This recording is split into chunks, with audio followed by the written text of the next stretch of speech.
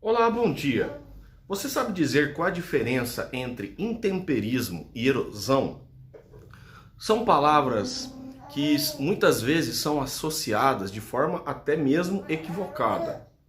O intemperismo é a ação física, química e biológica que causa a degradação da rocha, da matriz rochosa.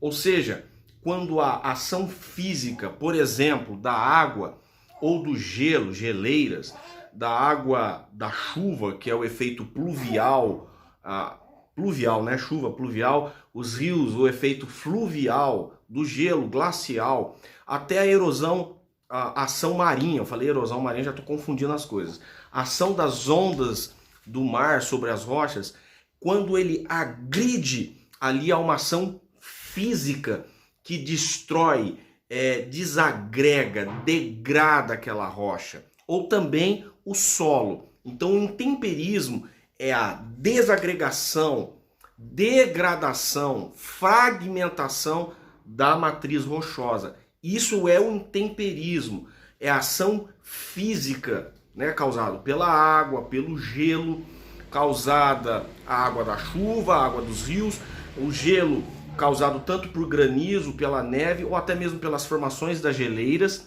E há também a ação física do vento. O intemperismo também ocorre pela ação química, quando a água ela consegue, através da reação da água com os elementos minerais, a uma dissolução do minério que está contido nessa rocha. E a rocha, com o passar do tempo, pode sim ser dissolvida. Um exemplo é os sais minerais que estão contidos numa rocha, em que a água da chuva, por exemplo, ou derretimento de uma geleira, causa a dissolução desses sais. Isso é um intemperismo químico. Há também um intemperismo biológico, que é a ação de plantas, raízes de árvores, que passando pelas fendas da rocha, consegue desagregar essa rocha, fazendo assim até uma ação física. Eu esqueci também do intemperismo, da alternância de temperatura, que é um intemperismo físico também, não é químico nesse caso. Quando as moléculas, quando a rocha ela está aquecida, a rocha ela se dilata. Quando a rocha ela se resfria, ela se contrai. Então é um processo de contração e dilatação do material rochoso. Contração quando está frio, dilatação quando está muito quente. Isso é muito comum nas áreas de deserto. E assim a desagregação, fragmentação, destruição dessas rochas em pedaços e até fragmentos menores como sedimentos. Isso é o intemperismo, a destruição da rocha. Agora você me pergunta, poxa, mas qual a diferença então da erosão? A erosão não é a destruição. A erosão já vai pegar os sedimentos, os fragmentos dessa rocha e transportar. A erosão é o transporte, é o meio de transporte desses fragmentos rochosos, desses sedimentos. Então o intemperismo é a destruição, a erosão é o transporte. E aí repete-se os mesmos modelos do intemperismo, pois nós temos vários meios de transportes para esses sedimentos. O transporte, a erosão fluvial, que é através das águas dos rios, enchentes, a erosão pluvial, que é através das precipitações de chuva, granizo, a precipitação de neve, né? Nós temos a erosão eólica, que é a ação do vento, né, que além de causar um intemperismo, eu esqueci de falar do intemperismo físico do vento, que pode esculpir uma rocha, que pode lixar uma rocha e formar os sedimentos, a mesma ação do vento que faz a ação do intemperismo é o mesmo vento que faz a erosão, que transporta esse vento a áreas de deserto. Nós temos, falei do efeito dos rios, fluvial, as precipitações, chuva pluviométricas, o pluvial. Nós temos a ação glacial, que é o transporte de sedimentos pelas geleiras, pela neve. Nós temos também a erosão lacustre, que ocorre pelos lagos, que vai também causando o transporte de sedimentos.